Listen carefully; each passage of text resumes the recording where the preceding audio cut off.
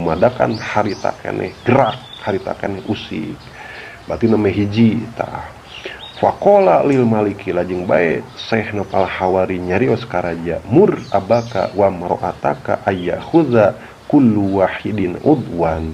Wahai tuan raja, anjeun kudu marentakeun karama anjeun oge ka garwa anjeun supaya tiap saurang nyepengan kana hiji anggota badana, yakni kana hiji sukuna. Bapa anjeun nyepengan suku hiji, pamajikan anjeun oge nyepeng suku hiji. Nah, ditugaskeun anak kitu. Wa takhudhu anta aidon, kitu deui anjeun oge kitu kudu nyepengan hiji suku udwan minhu gitu. Fa akhadhu salasata arjulir bir zauni. Fa akhadhu lajeng bae kitu ieu anu tiluan teh yakni raja panginten ramana sareng garwana kitu nyalarepeng salasata arjulir hese karagok macan salasata arjulir bir zauni kana tilu pirang-pirang suku kuda tea gitu. Faqala syaikhu lajeng bae Syekh Nopal Hawari nyarios ki ayuhal maliku kul, wahai tuan raja pek gerak ucapkeun ku anjeun la ilaha illallah. Faqala lajeng bae si raja teh ngucap la ilaha illallah. Fataharraqal udmul ladzi fi yadihi, lajeng bae kitu dikersakeun tah si suku kuda anu dicepengan ku raja teh gumadakan harita keneh gerak gitu. Wa qala li abihi, teras Syekh Nopal Hawari nyarios karama raja teh kul anta aidon, sok ucapkeun ku anjeun wahai rama raja, ucapkeun la ilaha illallah. Lajeng bae ngucap eta si rama raja teh nya kok faqala la ilaha illallah, ngucap kitu sami.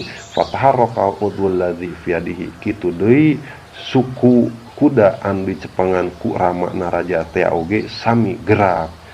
Summa qala limraatihi, teras Nopal Hawari nyarios ka garwa raja eta kuli anti aidon, anjeun oge sami wahai tuan putri gerak ngucap la ilaha illallah. Faqala, teras ngucap eta si garwana raja teh kana la ilaha illallah. Fataharraqal udul ladzi kana fi yadiha, lajeng bae kitu anggota atanapi suku kuda anu aya dina panangan eta tuan putri teh gerak, yakni usik. Da wa baqiya jasaduhu, jeung anu nyesa teh kantun we jasadna.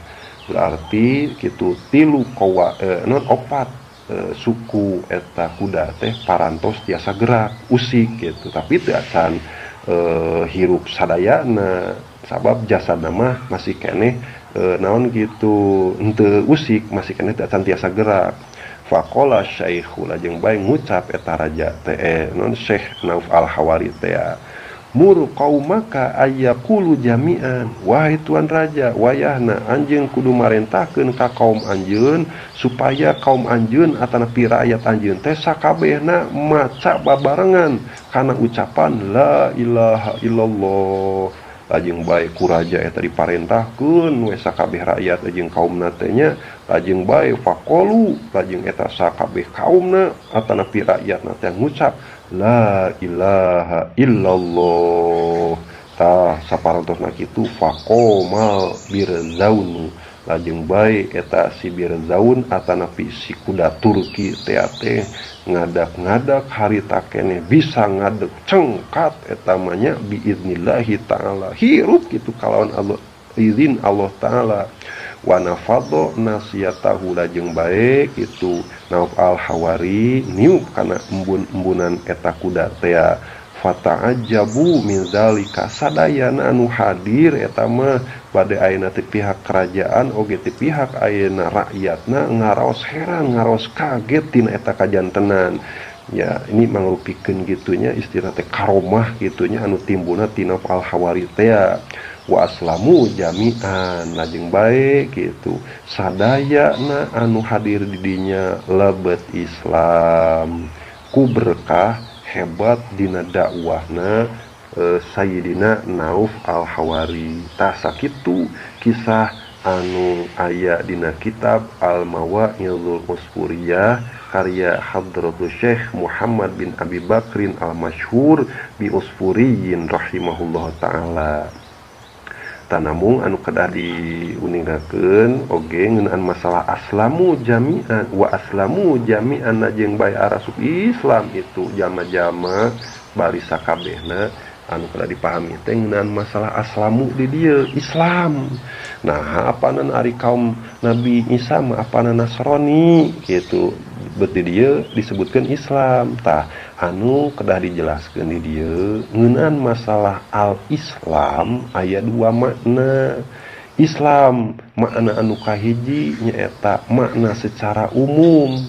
Ari Islam secara umum teh maknana kieu huwa at-ta'abbudu lillahi bima syuri'a mullu an arsalallahu rusula ila antaqumas sa'atu.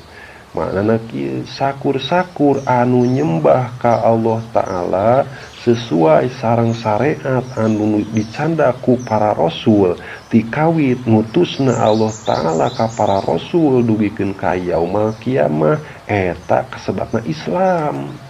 Kitunya eta sementawis Islam secara makna umum.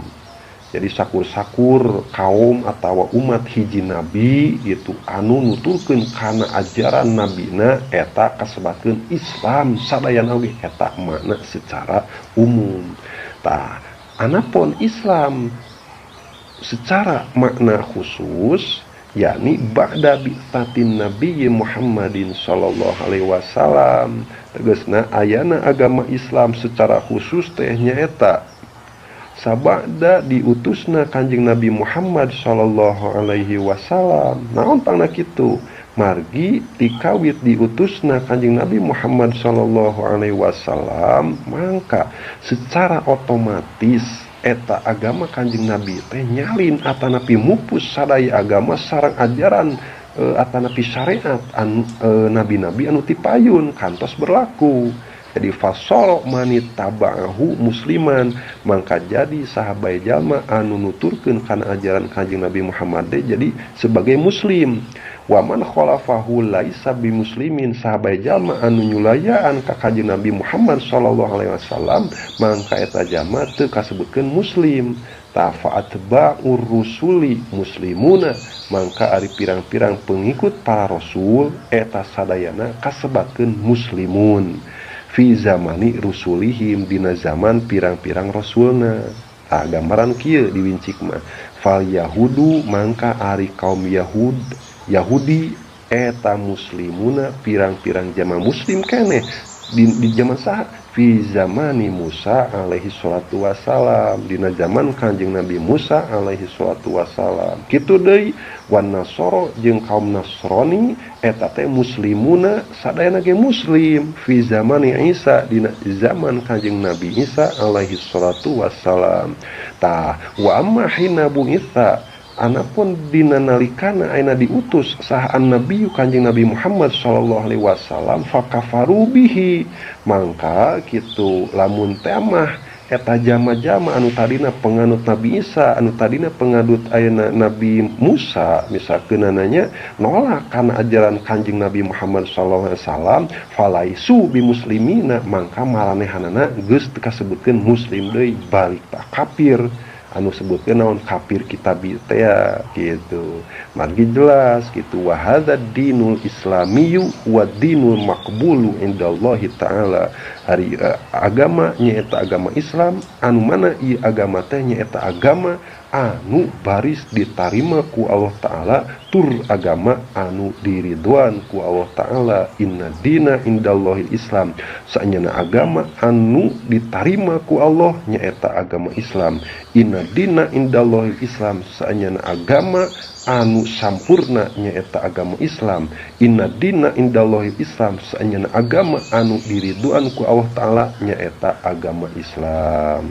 Mudah-mudahan ieu kisah Sayyidina Nauf al-Hawari teh tiasa aya guna sinareng manfaatna kanggo kahirupan urang sadaya, malah mandar ieu hikayat atanapi kisah teh sing dijantenkeun ibroh atanapi kitu contoh pikeun urang sangkan tetep pageuh nguatan keimanan jeung kaislaman urang tur dina satiap gerak-gerik urang teu waleh-waleh disarangan ku asmana Allah Ta'ala minimalna ku nyebat bismillah atanapi saena mah bismillahirrahmanirrahim sareng anu sanes-sanesna matakan geningan saur katarangan oge man aroda ayyahya sa'idan aw iyamuta syahidan falyaqul inda ibtida'i kulli syai'in bismillahirrahmanirrahim wallahu a'lam bissawab.